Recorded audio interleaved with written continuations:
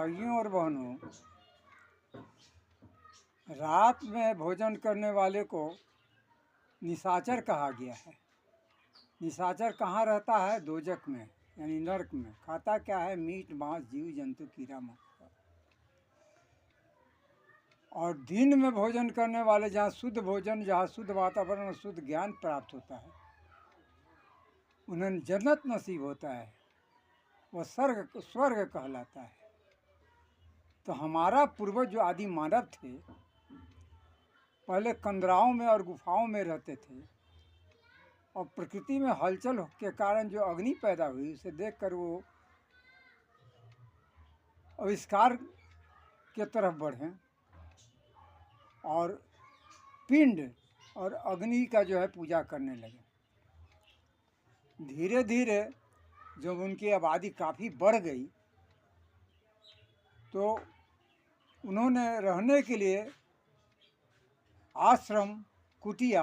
और पूजा करने के लिए मंदिरों का शुद्ध स्थान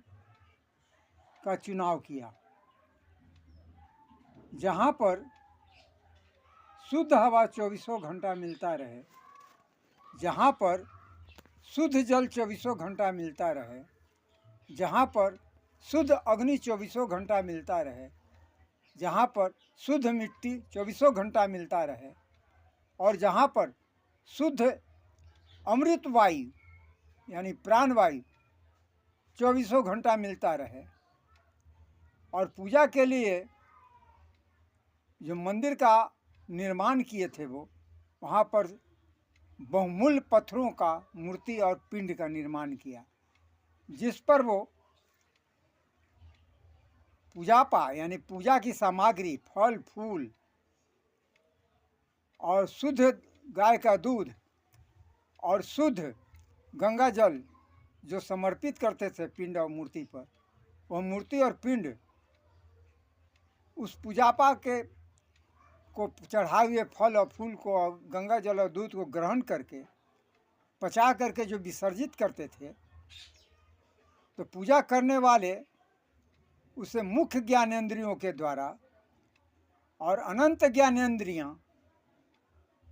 जिसमें रोमा और बाल जुड़ा होता है, एरियल का काम करता है, उसके द्वारा शरीर में ग्रहण करके मानव जो है पचाते थे और विकार को बाहर निकाल देते थे, और जो अमृत जो उनके शरीर में बनता था, वह उसमें खून में मिल जाता था, जिससे उनकी